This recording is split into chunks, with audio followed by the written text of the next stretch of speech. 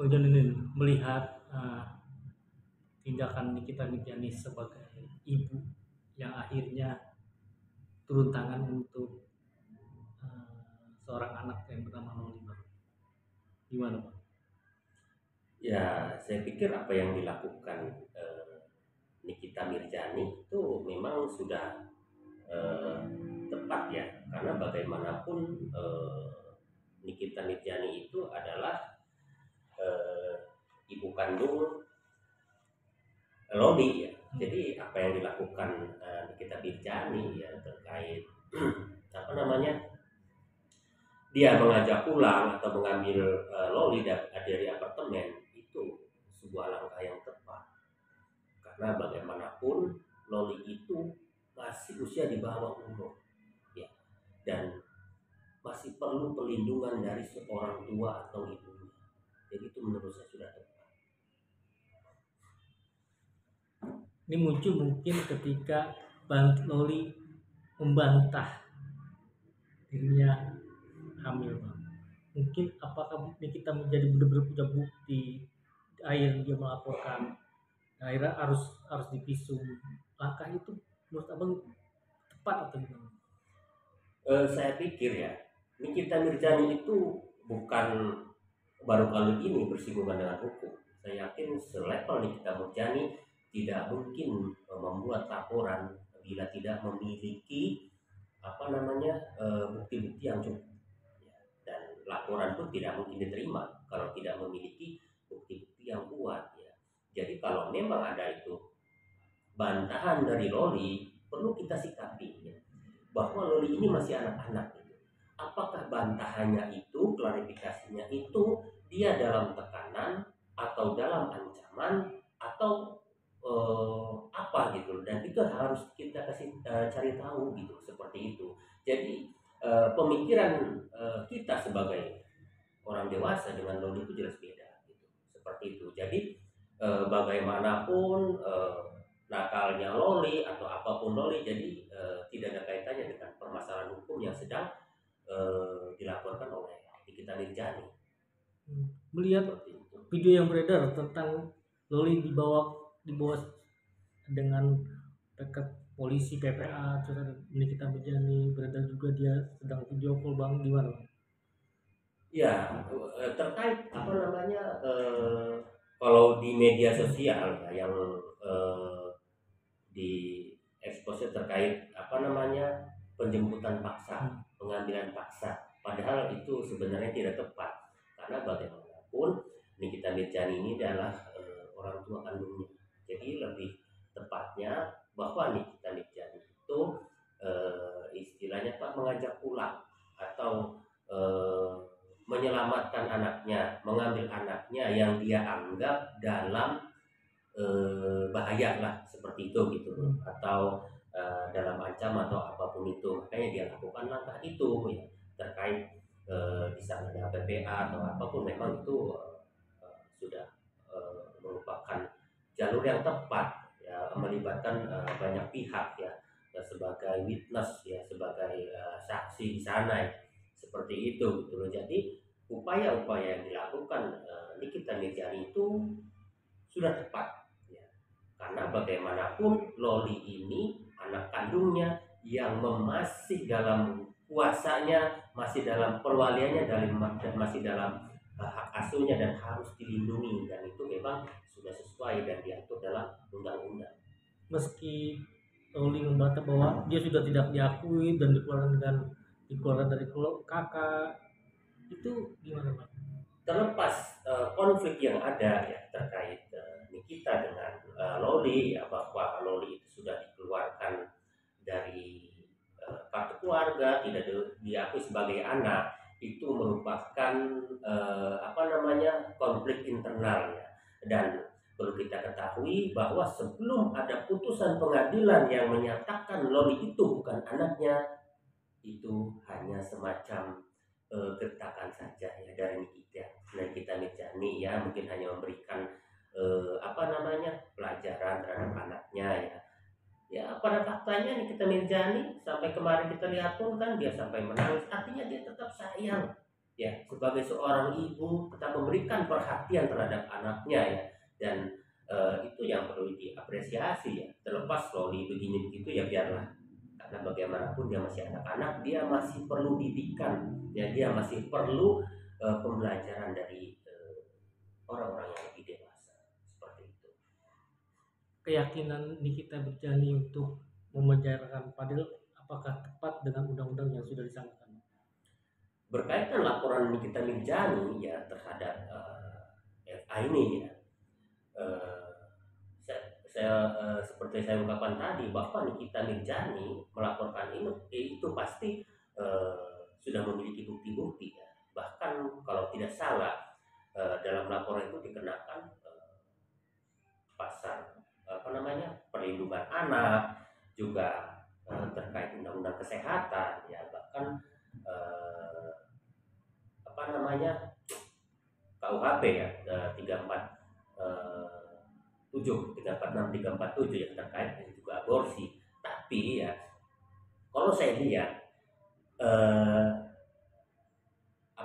itu lebih tepatnya dikenakan atau dijunturkan ke pasal 81 ya, ayat 1 dan 2 itu terkait pelindungan anak, itu ancamannya 15 tahun. Makanya Nikita yakin sekali gitu akan memenjarakan si PA ini gitu ya, seperti itu, karena diduga dia telah melakukan tindakan persetubuhan dengan anak di bawah umur. Terlepas si P ini ya, dia mengakui berpacaran atau apa, sebenarnya itu patut diperdalam ya, karena dalam unggahan video ya, kalau kita terhadap orang yang kita sayangi, kok lu gue sih gitu ya enggak, seperti itu juga tanda tanya gitu ya, seperti itu. Dan juga dalam undang-undang perlindungan anak ya, pasal 81 ayat 1 dan 2 itu dijelaskan ya, barang siapa dengan sengaja melakukan kekerasan ya, persetubuhan dan lain-lain ya. Terus dalam ayat juga dijelaskan dilakukan dengan tipu muslihat dan sebagainya, itu ancamannya 15 tahun ya. Jadi tidak macam-macam ya, itu 15 tahun ya si P ini bisa dakwa atas tuduhan persetubuhan ya.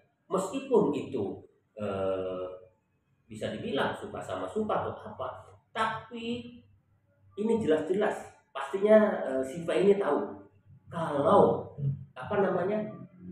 Loli itu masih di bawah umur ya, apalagi terbukti di chat atau di apa dia diduga melakukan misalnya dengan bujuk rayu dan apa, tipu muslihat dan sebagainya, itu udah bisa dijerat dengan pasal perlindungan anak pasal 81 itu gitu. Jadi sebenarnya terkait undang-undang kesehatan ya, itu ancamannya lebih di bawah dari undang-undang perlindungan anak itu. Dan terkait pasal 346 pasal undang-undang kesehatan itu bisa digunakan untuk menginterpretasi, mengomentar atau memberikan saran atau memberikan penekanan untuk melakukan aborsi di tempat tertentu, nah itu bisa dikenakan ya, bukan hanya V aja, bahkan keluarga yang menganjurkan itu bisa dikenakan ya terkait pasal itu, seperti itu. Cuma memang diperdalam dan harus dibuktikan, tapi yang lebih tepat adalah penggunaan undang perlindungan anak yang ancaman 12 tahun itu, dengan ancaman 15 tahun. Iya, maksimal, dan itu tidak main ya. Apabila memang terbukti ya kalau persetubuhan itu terjadi. Artinya visumnya tentang virginnya Loli di bawah umur kan pasti bang, artinya visum itu pasti gitu ya. Bisa itu untuk mensertakan bukti-bukti yang ada, apalagi ada misalnya tahun tempat aborsinya di mana diakui, dan itu sudah jelas ya enggak, dengan siapa, terlepas aborsinya itu dilakukan untuk menjerat si pelaku, undang-undang perlindungan anak itu sudah bisa seperti itu kan, sudah jelas istilahnya tanpa bukti, di spray ada apa, di ini apa, dia udah jelas, ya nggak? Seperti itu gitu. Terlepas aborsi itu diatur di mana diperbolehkan, di mana dan tidaknya kan, seperti itu. Kalau memang dianggap itu untuk apa namanya, untuk kesehatan atau untuk melindungi kesehatan si ibu, atau karena perkosaan dan sebagainya, itu banyak diperbolehkan itu. Tapi di balik itu yang lebih dilihat adalah perilaku, ya, persetubuhannya itu. Jadi itu yang menjerat pada pasal 81, itu bisa ayat 1 dan 2, yang mana yang lebih ini itu udah sangat pas. Jadi nggak macam-macam 15 tahun. Bang melihat bantahan Padel Bang, dan dia menunjukkan bukti bahwa ada USG dari salah satu klinik, itu perlu dibuktikan nggak sih Bang? Artinya dia membawa, lalu itu tidak hamil, dia bawa bukti itu, dan dia membantah, dia yakin banget dia tidak melakukan apa-apa, hanya pacaran dengan Loli. Jelas ya bahwa USG silahkan aja, tapi kan USG itu perlu tahu, perlu diperdalam kapan dia melakukan USG. Apakah setelah aborsi atau kapan? Ya enggak? Kapan itu didapat USG itu gitu? Dan kenapa dia ke USG? Artinya dengan dia menunjukkan bukti USG sebelum terjadinya laporan, itu menunjukkan kalau persetubuhan itu ada. Sebenarnya itu ditunjukkan dia sendiri. Coba kita mau ngapain ke USG? Artinya kan, istilahnya kita untuk mengecek. Sebenarnya itu bodoh. Paham nggak? Kebutuhannya apa? Kan kita perlu tahu, kita tiba-tiba datang ke rumah sakit USG. Artinya untuk memastikan kan kita hamil apa enggak nih? Artinya persetubuhan itu ada. Iya kan? Diduga ya Bang? Nah iyalah. Artinya, Jelas dong, kalau dia membeberkan, nih hasil USG-nya nggak ada. Artinya dia menunjukkan kalau persetubuhan itu ada. Kalau USG kan menunjukkan kehamilan dan tidak. Nah ini persangkaan dalam perdugaan anak ada persetubuhan. Seperti itu. Tidak, istilahnya persetubuhan itu tidak bisa dibuktikan dengan dia hamil atau tidak. Tapi dengan USG itu artinya membuktikan bahwa persetubuhan itu ada. Paham kan? Kebalikannya enggak mungkin orang tiba-tiba tidak melakukan apa-apa, misalnya mau USG mau ngapain? Orang gue nggak ngapain kok, pasti nggak hamil kan? iya. Iya enggak? Ngapain di USG? Nah, kalau USG berarti ada telat mens, seperti itu. Dan pasti kalau kedua pihak pegang kan pasti kan jelas tahu dong gitu.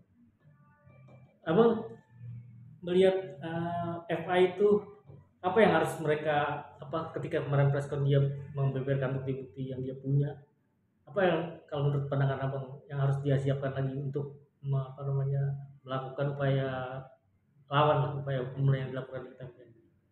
Sebenarnya ya blunder juga buat PA ini gitu loh ya, melakukan klarifikasi, preskon segala macam, karena secara tidak langsung justru malah berbalik membuktikan kejadian itu gitu loh, ya enggak? Klarifikasi kanan kiri dan segala macam kan, justru kita sebagai itu melihatnya gitu, ketimbang melakukan langkah-langkah yang sifatnya tepat, ya perminta maaf atau apa kan gitu. Justru sekarang dia dalam unggahannya itu kan sebelum dilakukan, kalau ini diambil sama ibunya kan, dia ada sempat video call kan yang dia bilang, tenang aja. Terus beberapa orang kan, bukan hanya PA jangan di situ kan yang membantukan keluarganya kan, bahwa dia sedang buka itu, sebenarnya itu salah melakukan itu. Dia siapa? Dia bukan siapa-siapa loh. Kenapa melakukan semacam memberikan masukan yang sifatnya malah justru bikin anak itu melawan ke orang tuanya? Ya enggak?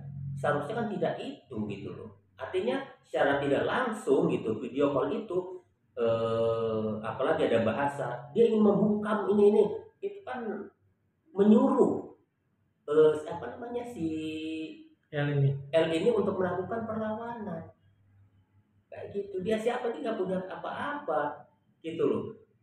Ketimbang dia justru menasehati, eh, Loli, dia ibu kamu, udah ikut apa kata bapak, kan seperti itu.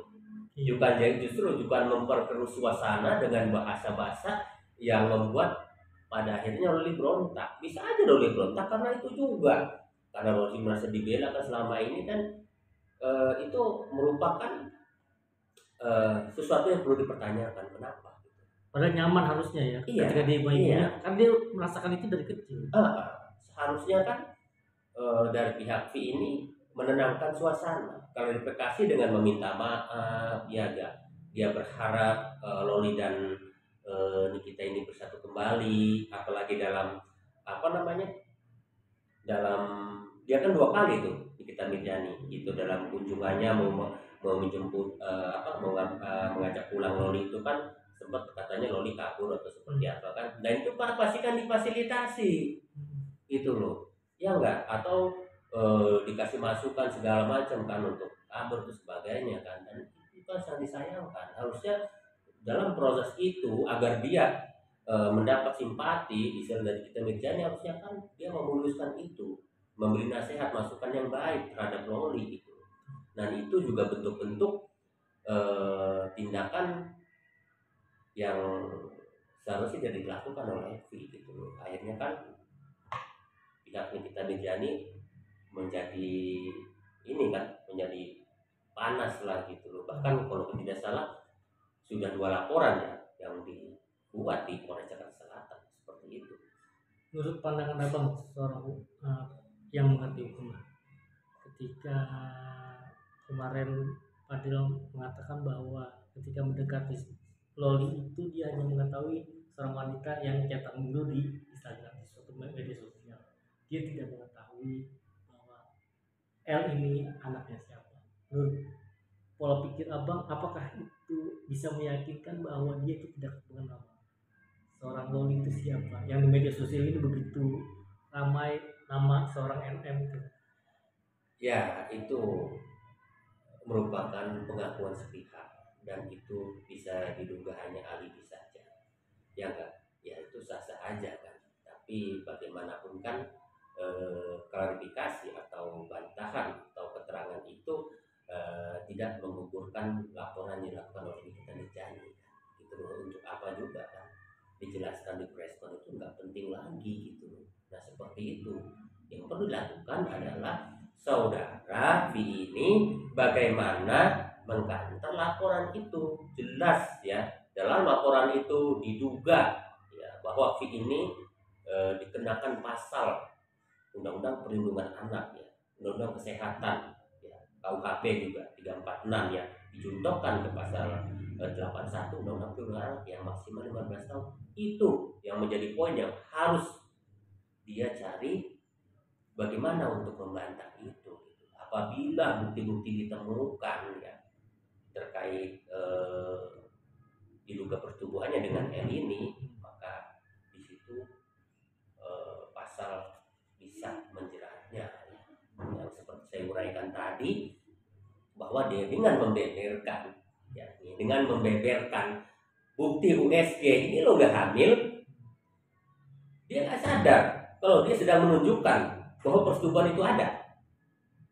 Harusnya dia berpikir gitu loh, ya nggak sembarangan orang datang ke USG buat USG, kecuali orang yang pernah melakukan begituan itu. Menegaskan lagi, artinya abang mendukung tindakan apa yang dilakukan Nikita Mirjani? Tindakan yang dilakukan Nikita Mirjani sudah tepat ya, dan itu memang kewajiban seorang ibu dan orang tua. Tidak ada satupun yang bisa melarang dan bisa membantahnya seperti itu. Siapapun pengacara sebelah lawan ya, kamu punya hak, kamu ibunya, kamu adalah orang yang wajib hukumnya secara agama, secara moral, secara etika, secara hukum menjaga anakmu ya dari segala bentuk-bentuk kejahatan atau yang membahayakan anak tersebut. Itu sudah ada dalam undang-undang. Mantap. Makasih banyak Pak.